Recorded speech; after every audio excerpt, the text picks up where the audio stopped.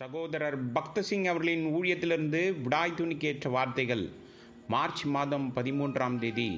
நீங்கள் என் வார்த்தைகளை உங்கள் இருதயத்திலும் உங்கள் ஆத்மாவிலும் பதித்து அவைகளை உங்கள் கையின் மேல் அடையாளமாக கட்டி உங்கள் கண்களின் நடுவே ஞாபகக்குறியாக வைத்து. உபாகமத்தின் புஸ்தகம் 11வது அதிகாரம் 19வது வசனம். நாகமான் எலிசாவிடம் சென்றான். அவனுடைய வார்த்தையின்படி யோர்தான் நதியில் 7 தரம் மூழ்கியதன் மூலம் அவனது வியாதி குணமானது. அவன் சரீர ரீதியாக மட்டுமல்ல, ஆவிக்குரிய ரீதியாகவும் குணமடைந்தான். அன்று முதல் இஸ்ரவேலின் ஜீவனுள்ள தேவனை தவிர வேறு எவரையும் பணிந்து கொள்ள மறுத்துவிட்டான். தான் சிறு அடிமை பெண்ணின் மூலம் ஜீவனுள்ள தேவனை எப்படி அறிந்து கொண்டான் என்பதை நாகமான் தன் ராஜாவினிடத்திற்கும் அவனது தேசத்தின் மற்ற பெரிய மனிதர்களிடத்திற்கும் கூறியிருப்பான். எலிசா தீர்க்கதரிசியிடமிருந்து வேறு பலர் தங்கள் வெவ்வேறு தேவைகளுடன் சென்றிருக்க வாய்ப்புள்ளது. ஆனால் நாமான் ஜீவனுள்ள தேவனுடைய சாட்சியாக ஆனான். ஜீவனுள்ள தேவனையும் அவருடைய தீர்க்கதரிசியையும் பற்றி கற்பித்த சிறுமியின் பெற்றோர் உண்மைத்தன்மையால் இவைகள் அனைத்தும் நடந்தது. எனவே பெற்றோர்கள் தங்கள் பிள்ளைகள் மீது மிகப்பெரிய பொறுப்பை கொண்டிருப்பதை நாம் பார்க்கின்றோம். ஒவ்வொரு குழந்தையும் தேவனுடைய ஈவாக இருக்கிறார்கள். தேவ வார்த்தையை உண்மையாக கற்பிப்பது பெற்றோரின் மிகப்பெரிய பொறுப்பாகும். பல பெற்றோர்கள் தங்கள் பிள்ளைகளின் ஆவிக்குரிய வாழ்க்கையை பற்றி மிகவும் கவனக்குறைவாக இருக்கிறார்கள். இதன் விளைவாக அவர்களிடமிருந்து மகிழ்ச்சியையும் ஆசீர்வாதத்தையும் பெறுவதற்கு பதிலாக அவர்கள் சோகத்தையும் மனச்சோர்வையும் பெறுகிறார்கள்.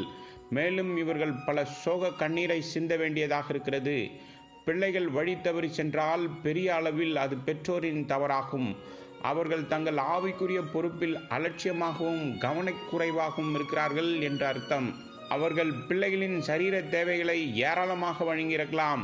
மேலும் அவர்களுக்கு தேவையான பல ஆடைகள், ஏராளமான பொம்மைகள் மற்றும் பல இனிப்பு பொட்டலங்களை வழங்கியிருக்கலாம். ஆனால் அவர்களுக்கு தேவனுடைய வார்த்தையை கற்பிக்கவோ அவர்களுடன் ஜெபிக்கவோ நேரமில்லை.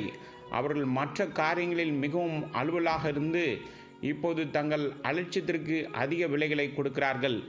ஆதியாகமத்தின் புஸ்தகம் 18வது அதிகாரம் 19வது வசனத்தில் ஆபிரகாமை பற்றி தேவன் என்ன மாதிரியான சாட்சி கொடுக்க முடிந்தது என்று பாருங்கள்.